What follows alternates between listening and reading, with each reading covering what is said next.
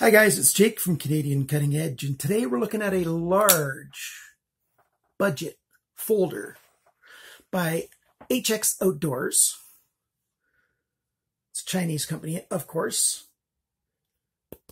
$14, $15 US, $20, $21 Canadian roughly. It's on a special sale for another 12 days or so, from 12 days, something like that, till the middle of September.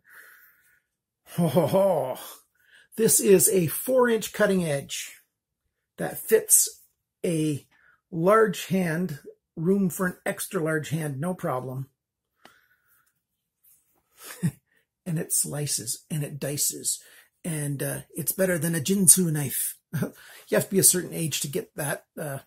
Commercials that I heard when I was a kid on TV. Those of you who remember, yeah, I'm really dating myself. I am a grandfather after all. But this HX Outdoors knife is what we're talking about today. 8CR14 MOV steel, pretty good for a budget knife, and it is a budget cost. So if you're interested in a large folder with really good performance, easily flips. Like I could do it with my eyes closed. If you're interested in this knife at all, stick around for the full review.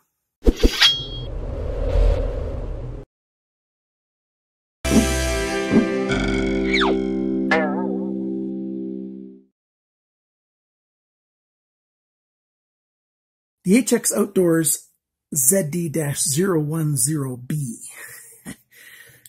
This knife is a super smooth knife. Played with it an awful lot this summertime. I've really been enjoying it. We've got 8CR14 MOV stainless steel from China. Pretty good steel. Rockwell hardness around 57. Satin finish. Clip point. Nice swedge on it right there. We've got a hole for opening it or flipping.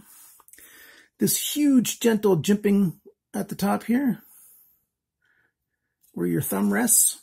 It actually adds a little bit more purchase and just doesn't get hot because it's nice and smooth.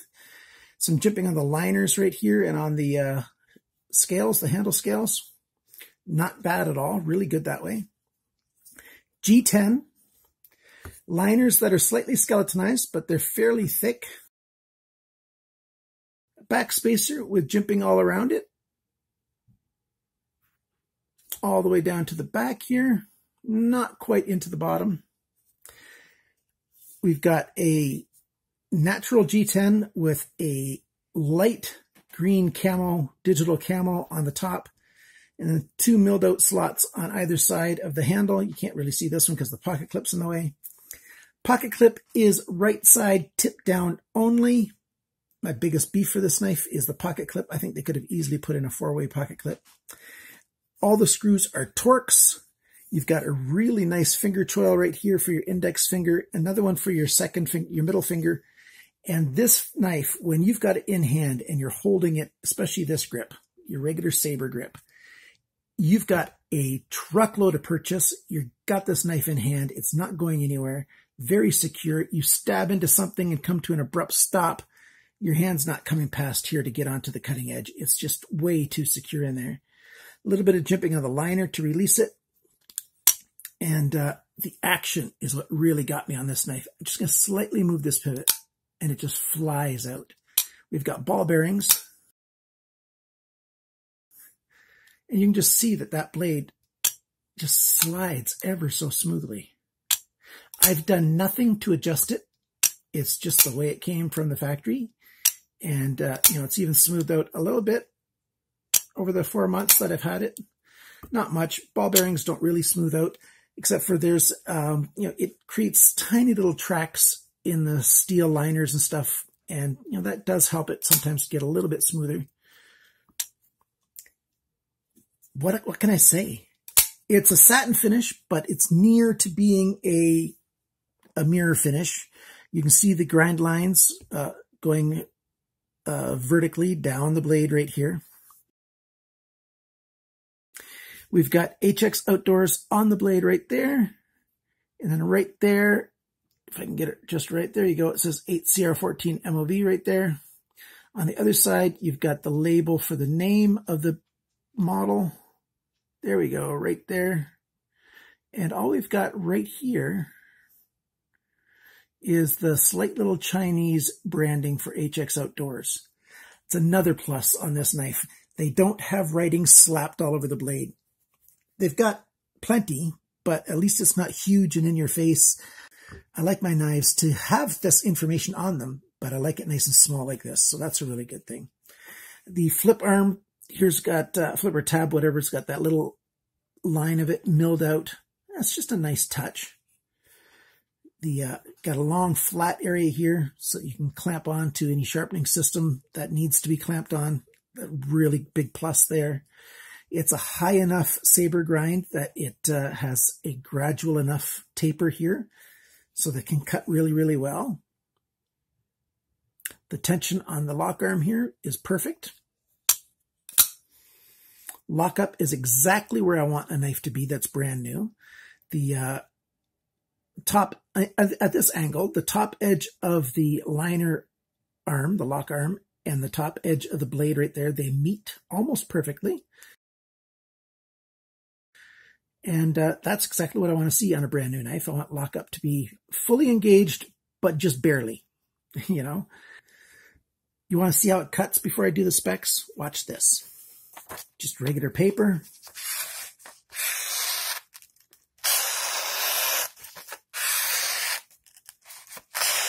Yeah, there's a spot right there that's catching.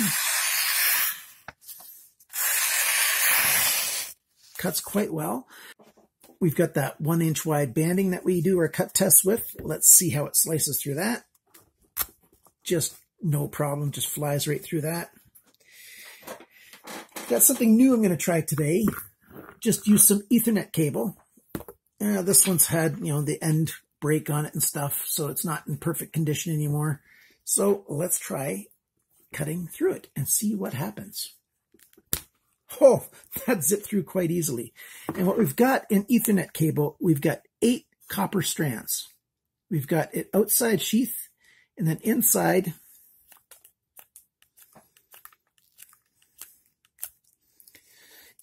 we've got 4 pairs of wire that are wrapped up in each other.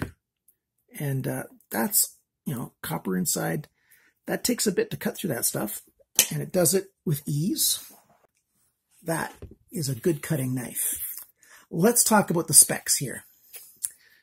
Cutting edge is 10.16 centimeters, 4 inches on the nose, 4.00 inches. Your blade length is shorter than your cutting edge, and that's because your blade length goes from the tip of the G10 here to the tip of the blade, 9.79 centimeters, 3.86 inches. The blade thickness is 3.47 millimeters. That's 0.1365 inches. The thickness of the edge behind the grind, so that's the final grind there at your 20 degrees or whatever it is. I think it's right around 20. And then it meets that saber right there, 0.75 millimeters, which equals 0.0295 inches. And that's slightly thick. On a 4-inch blade, I like it to be between 0.6 and 0.7 on a saber grind. On a 3.5-inch knife or shorter, I like it to be 0.5 millimeter. So it's 0.7 millimeters right now. Not bad, 0.75 millimeters. Just slightly thicker than I'd like it to be, but it's no problem at all. Your handle length, 13.03 centimeters. That's 5.13 inches. The grip area in here, 10.5 centimeters, 4.14 inches. And at 4+ inches, my hand is large and it borders on extra large. And look at that. You've got enough extra for my thumb. So I could add a thumb in there. So if you've got extra large hands, this knife will suit you just fine. If you've got large hands, you're going to enjoy this knife a lot. If you've got medium hands, you know, just maybe it's going to be okay. Small hands, I think you're just, you know, you might not like this knife that much for usage, but you might just enjoy having this knife. I don't know. But I've done a lot of smaller knives. It's nice to do some big knives. I know I've got one viewer, Kid Bach. Sorry, guy. It's over 3 inches by a whole inch. So you're going to get in trouble if you carry this guy and somebody catches you. But that shouldn't stop you, right? Handle thickness. The handle thickness is 1.45 centimeters. That's 0.569 inches, just over half of an inch thick. The total length of this knife is 22.9 centimeters, which is 9.05 inches. So 9-inch knife, 5-inch handle, 4-inch blade. Those are the rough numbers. The weight of this knife, 186 grams, 6.6 ounces. And that's where I wish they could have done a little bit more skeletonizing, maybe put in slightly thinner liners, just barely, not much. And that would have helped with the weight. I wouldn't want a thinner blade, but everything else looks like it's done really, really well in terms of weight optimization. They even took that little bit of G10 out of here, So it's pretty good. Let's talk about the price. It's on a flash sale right now until about the 17th of September, 25% off. In US dollars, $16.39. Canadian dollars, $20.72. UK pounds, $12.66. Euros, $13.94. Australian dollars, $20.65. Australian dollars are just a couple cents different from Canadian. Not bad. I know I've got more and more Aussie viewers all the time. I really like you guys. I've got a few friends in Australia, some friends on the Golden Coast, and some friends closer to Sydney. I just would love to visit your country one day soon. I don't think it's going to happen, but I'd love to. So let's talk about the fit and finish and everything else that I like and don't like about this knife. I haven't mentioned yet the lanyard hole. Now, the lanyard hole is right here at the back. Very good placement for the lanyard hole. Nice and small, unobtrusive. I don't use lanyards 99% of the time, and so the way they made this hole is really good. You can fit the paracord through there if you do want to use a lanyard hole. Other thing that I really like about this handle is notice the edge here. All the way around, you get these little notches. It's a chamfered edge to start with. That's why you see the camo here, and then you don't see the camo for about 1/8 of an inch. It's angled down. You can just see those lines that are down through the G10 right there. That's all the way around, and that really helps with your grip because your hand just wraps around, and even the palm of your hand sort of, melds into there and just sort of hangs on. Really, really functional. Right or left-handed, there's no hot spots in my hand. When I grab it, even the pocket clip doesn't create any hot spots. And, you can choose a lot of different grips with this knife, and it's very comfortable. You can go way back here and get loads of reach. I can grab it back here and have loads of reach, or I can grab it up here. I can even grab it like this and use this flat area of the flipper to hang on to and do some delicate work. And my index finger goes in that choil right there. And I get a really good hold of it for a really strong, firm purchase. So many ways to use this knife. Another thing that I like is there's no thumb stud. You've just had this opening here. So when you're slicing through things, nothing's going to catch onto a thumb stud. So that's a really good thing. And when the knife is closed, it's easy enough to open the knife using, whoops, hit my apparatus here. It's easy enough to open up the knife using that hole there. You can flip it even because this thing's just so smooth. Left-handed, no problem, left-handed.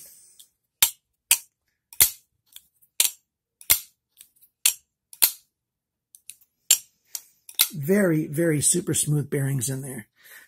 Very much like that. And the detent is pretty good. It does take a bit to get it started to open it. That being said, you can swing it and make it come open. Some people don't like that. You have to do it just right, but if you do it just right, it works. There, that was third try to get it to go.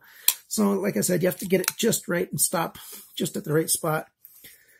Blade, I really like this blade shape. It just looks really, really good. It looks stabby, if you will. The swedge up here is nice, and yet it's still a fairly thick blade back here. I think the tip of this knife is still quite strong. I'm not going to do any major tip tests with it, but you can, It's, you can dig into some wood with that tip and it doesn't break. So it's pretty strong tip and it looks really, really good. Easy to sharpen. At least I know it will be when I clamp it onto my TS Prof sharpening system, which I'm going to do a full review on very soon. I'm just loving that sharpening system an awful lot. Pocket clips, the one thing I don't like. Torx is everywhere. Let me go through all these things. Great action. I love that. Good detent. No hot spots. For its size, the weight is okay, although I would prefer if it was slightly lower. I didn't need to do any adjustments to it, so that's a really, really good out-of-the-box experience. It is skeletonized on the liners. I'd like it to be skeletonized a bit more, but that's okay. Talked about the good lanyard position, no thumb stud, really good and safe in the hand, not much writing on the blade. Just loads of good things. Negative things, I already talked about the skeletonizing, the pocket clip, and something that's not a pro or a con, but something that I'd like to see.